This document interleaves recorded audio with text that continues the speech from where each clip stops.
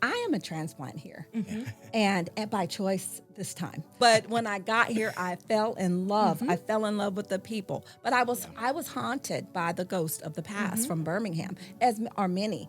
Okay, those that actually have a different perspective than the folks that grew up here. But when I got here, I had a reverent respect for what the city has become and the commitment that the city has made to never go back to that segregated, evil, dark past. And so that changed my whole perspective. And now I'm here by choice. And when I think about the Civil Rights Institute, I think about the opportunity that we all have as citizens, not just the Birmingham city, but the greater Birmingham area, to lean in together to position the Institute as an economic driver for sustainable success for our city.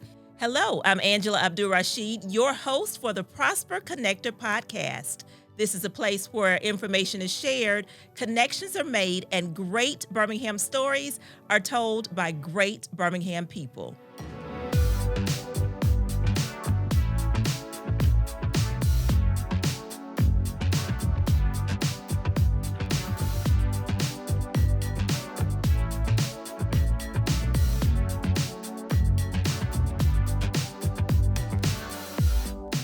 Hello, I'm Angela Abdul-Rashid. Welcome to the Prosper Connector podcast. Today, we have some amazing guests with us. Rosilyn Houston, Isaac Cooper.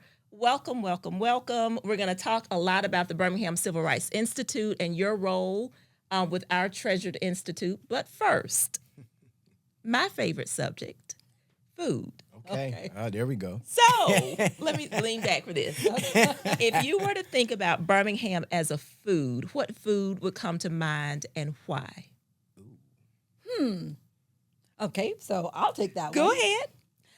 I would say peach cobbler.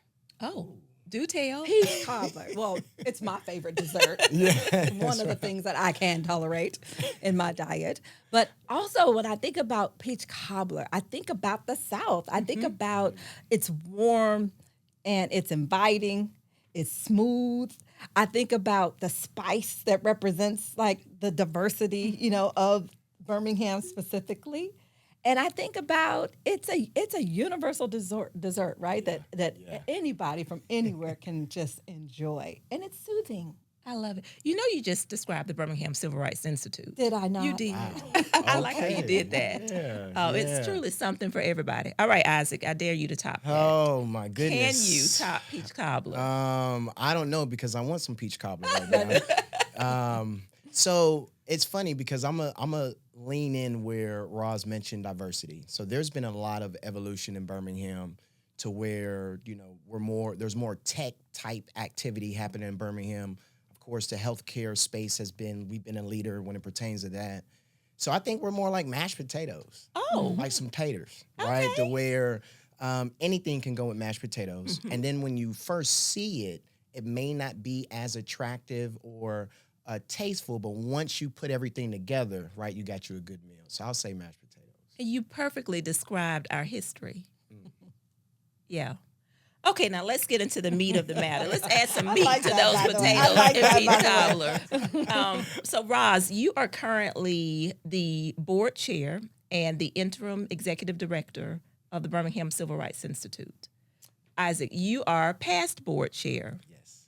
For those that have been under a rock, tell us about the Birmingham Civil Rights Institute and tell us about your role in as I've said before, our national treasure that's right here in Birmingham. And Isaac, you can start and then we'll finish with Rob. Absolutely. Wow. So one, it's been truly an honor to serve on the board of the Birmingham Civil Rights Institute.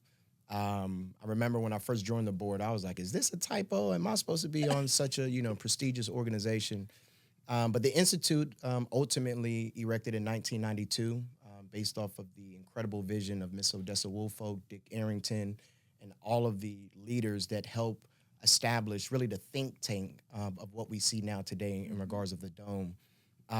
We are centered around programs and educational material that is rooted in true history, but also equips and engage our future leaders with the tools, the techniques, and the principles based off of what we saw our Birmingham leaders do in their day. And so the 1960s, as we know, was a very, very challenging time, but it also established incredible leaders that we honor to this day. So the Institute is really, it represents ground zero of the civil rights movement, and we're honored to be able to represent that work throughout the globe with the ways in which we establish our information. I love that. I love that comparison to we truly are ground zero. Yeah. When you think about what has transpired over the course of this country, it is rooted in Birmingham. Yes. And so now, Roz, you sit as the chair of the board and in leadership. Absolutely. What does that mean for you and for our community and for the Institute? Well, what's interesting is that Isaac and I rolled on to the Birmingham Civil Rights Board the same time. That's right. So they knew what they were doing. I feel like there was a strategy. That's right. They absolutely knew Here we are. what the future Right. would hold. Yes. But what a blessing, as you said, and what an honor.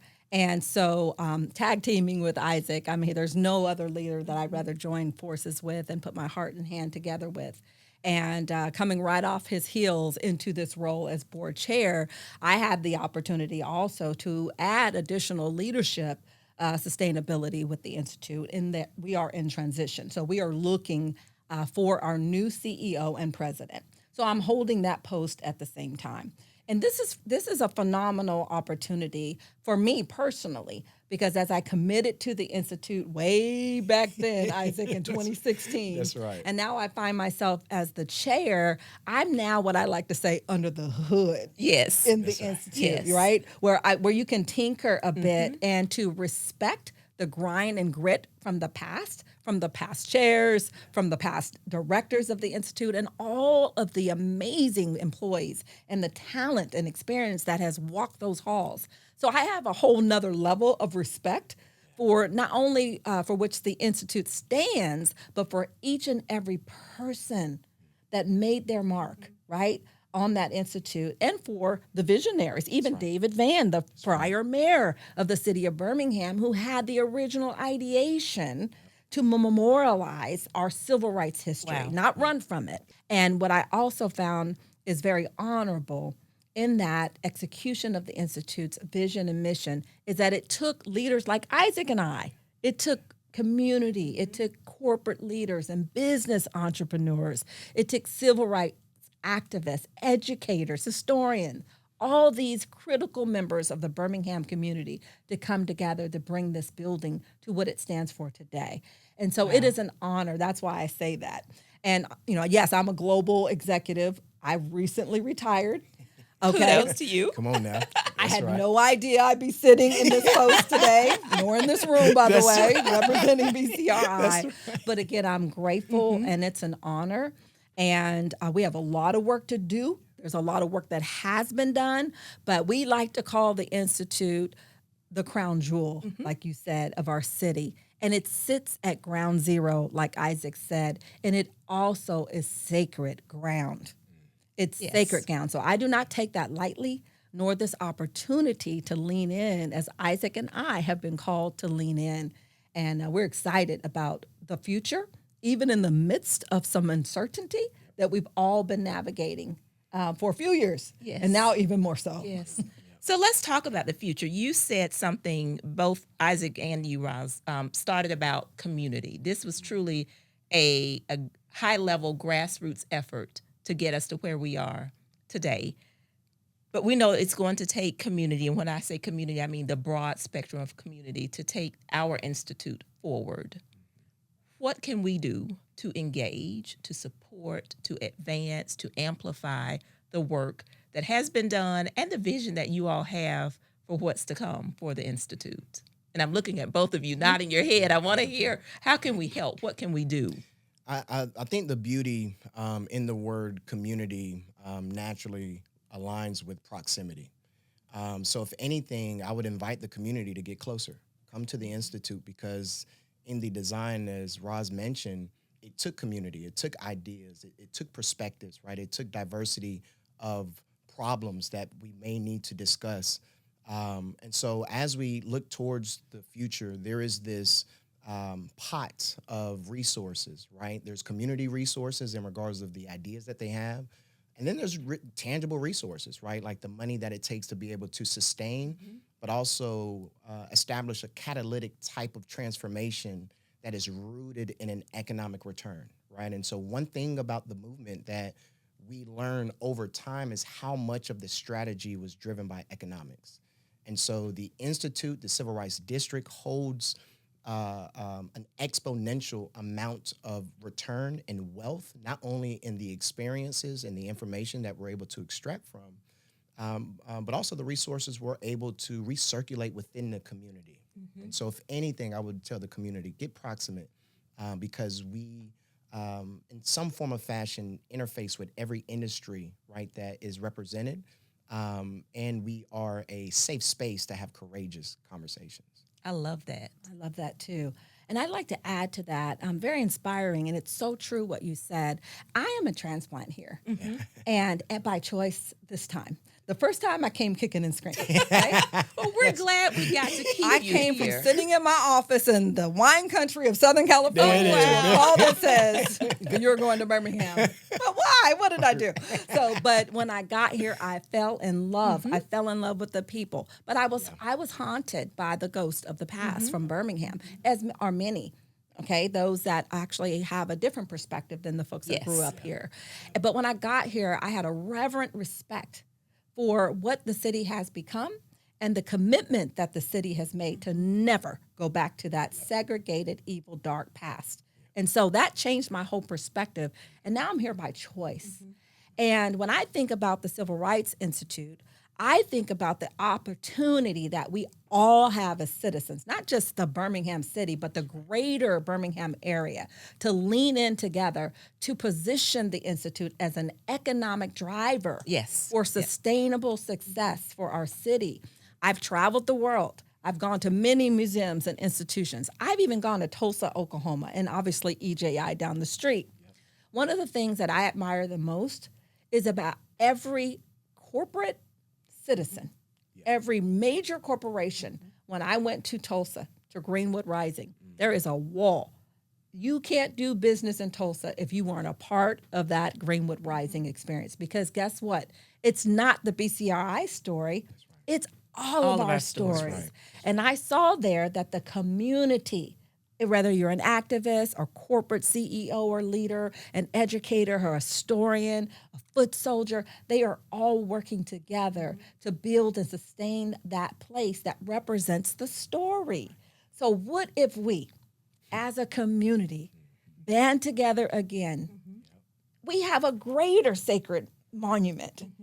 Our monument represents the corner there at 16th Street, right? Where it's across the street from 16th Street Baptist Church. It's across the street from Kelly Ingram Park. It's right there in the 4th Avenue district where the movement was shaped and the Civil Rights Act of this country was inspired and later passed. We have a bigger story that impacted the world. So I would call on all of Birmingham and our entire greater Birmingham community to rally with us. Let's go back to where we first believed. Let's invest in our institute, and let's make it a shining crown and jewel of our city and use it as an attraction for tourism, right? People should be coming from all over the world, right? They should be coming from all over the world, and they should see us as the world's premier institution, right? That is preservation and also sustainable civil and human rights in collections and stories and dialogue, and most importantly, reconciliation and healing. I'm a little inspired by this. Well, I love that. We could drop all 3 of the mics if we need to. I know, we're done. Podcast over. But to your point, Roz, I've traveled to other museums, institutes, and have seen the community rally. And that's okay. It's, perfectly time or too late. We can look at it however. It's time now for us to give the Institute her just due for what it holds, having given so much to not just our community, to our country. So I'm going to talk about our country.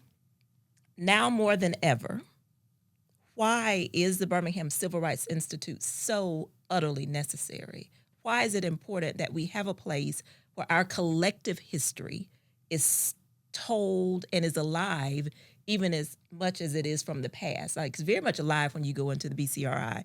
But why is it so critical right now more than ever? I believe with the evolution of technology, and the way in which we receive information today, if it's either through social media, TikTok, Instagram, Facebook, it leaves more room for misinformation.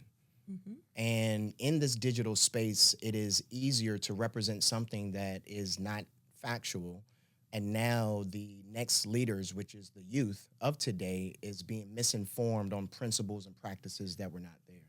So the fact that we have a physical building, right, and just as Roz mentioned, the amazing collections, our artifacts, our everything that we have that represents what actually happened gives confidence in the information in which the youth is receiving, but it also bolsters, right, the principles that they need to know. So it's really more so why not now, Right.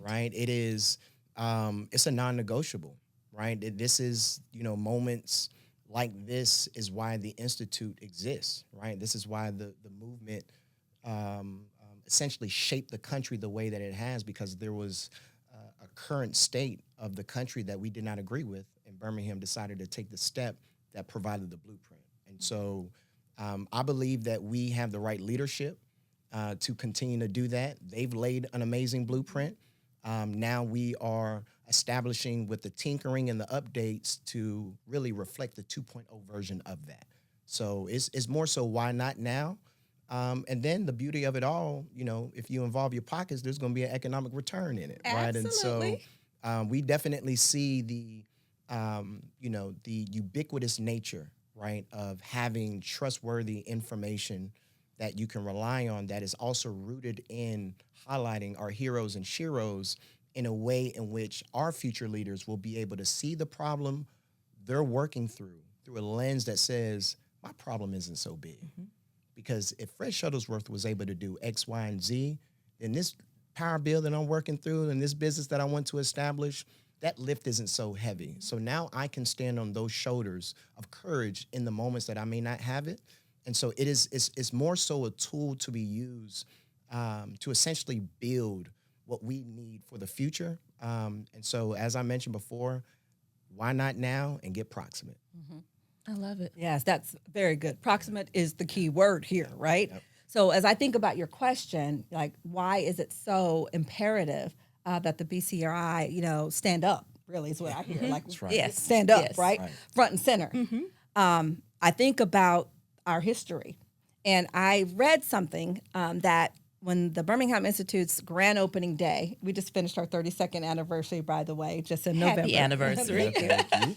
But I was researching and I read that, I believe it's al.com in the newspaper said, as they covered the ribbon cutting, basically healing the city by design. So the Institute represented an opportunity for the city to heal by design. And so I that resonated with me. And so what I think about the nation and the most recent actions by our 47th president and the executive orders that are going forth, they literally threaten the very fabric of our nation from a socio-economic, and a cultural perspective. And it frightens me because it almost makes me feel like that we're going back to the 1950s and 60s that you just spoke about.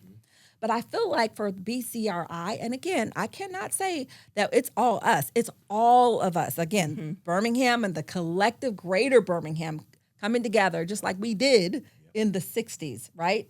To stand up and to be that place, that be that beacon of hope that has learned from the mistakes of our past and actually develop and design educational curriculum, workshops, dialogue, conversations of learning and understanding, to actually be a department or a division of resolution. I love that. Right? So that's what I think that we can be. Why now? I feel like that because we've learned and we were the poster child for doing it wrong, we can lead from the front. Absolutely. And so when I think about a city by design, wow, what if Birmingham Civil Rights Institute and its community leaders helped to define a nation healed by design.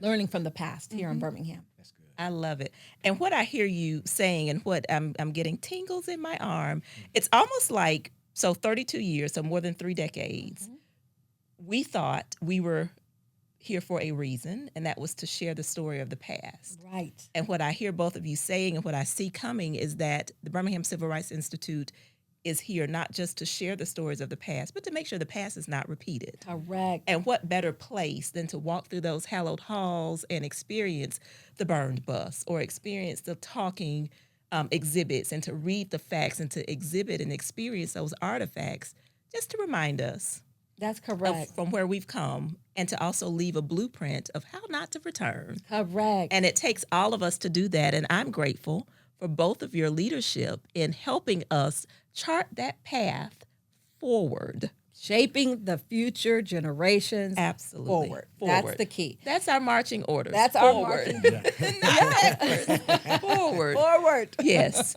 So what we would do was let's encourage people to visit, to get that proximity. What does proximity look like? How do they visit? How do they come to workshops? How do they host meetings there? We've hosted meetings there, and it's just been amazing to welcome people from out of town to the Birmingham Civil Rights Institute for whatever they came from, but to have that backdrop of history. So how do they get involved? What does proximity look like? I would say there's 2 ways. For those that are local, of course, BCRI.org, all of our information in regards of pulling up to the Institute and seeing what you're hearing, right? Like being able to touch and experience all the different perspectives that's reflected there. And then if you're not in Birmingham, there is ways in which you can connect digitally, right? So social media, we definitely reflect all of the different programs and ways in which you can connect. I know that we have a large list of archive videos and interviews in which you'll be able to literally hear and see civil rights heroes explain what actually occurred from their perspective in their words. So I know that there is a plethora of events and programs that occur with the partnerships, if it's either through Birmingham City Schools or different organizations, and I'll let Roz speak to more of the activity happening, but there isn't an excuse. And if you need some help, find me. I will walk you to the Institute because there's, just as Angela mentioned, there's incredible ways in which you can experience what we're discussing. Even if you say, hey, look, I don't know if I have that much time, I would like a group tour. I would like to have someone walk me through and explain what I'm seeing, what I'm listening to with some context. Those opportunities are there. And I'll tell you this, anytime we have people that come into Birmingham, we just had John Hopkins, Bloomberg, Edward Jones, and I'm name dropping intentionally because they brought their team and their executives and they said, Isaac, this was excellent. Wow. We're coming back. We want to do this. We want to do that. So it is, we need your touch. We need your input, and we need your proximity. Proximity. That's right. And I want to name drop the Reagan Institute. There we They go. were That's here right. last week, So Roz, I want you to, how do we get more proximity from the corporate America? Absolutely. World? And absolutely. Spending, 38 years in corporate America, I think that it is paramount. And it's also imperative that the corporate community engage. And as Isaac said, there's amazing opportunities right there at the Institute to host your meetings, do your group tours, but most importantly, invest. Invest in the Institute, invest in our programming, invest in our archives and exhibits, invest in digitization. The building is built 32 years ago, so we need to refresh and we need to drive innovation and creativity there. So we do need our corporate community in ways that can help us be sustainable. The other thing I would say is that we need your volunteers. Most of our community corporate leaders are committed to volunteerism in the community, would love to have you all come and find your place to help us at the Civil Rights Institute. And the last thing I would say in terms of like how I envision us moving forward is a calibration. So we will always have the nation's largest artifacts, right? And the history and the storytelling. But I would also like to help amplify the institution part of BCRI.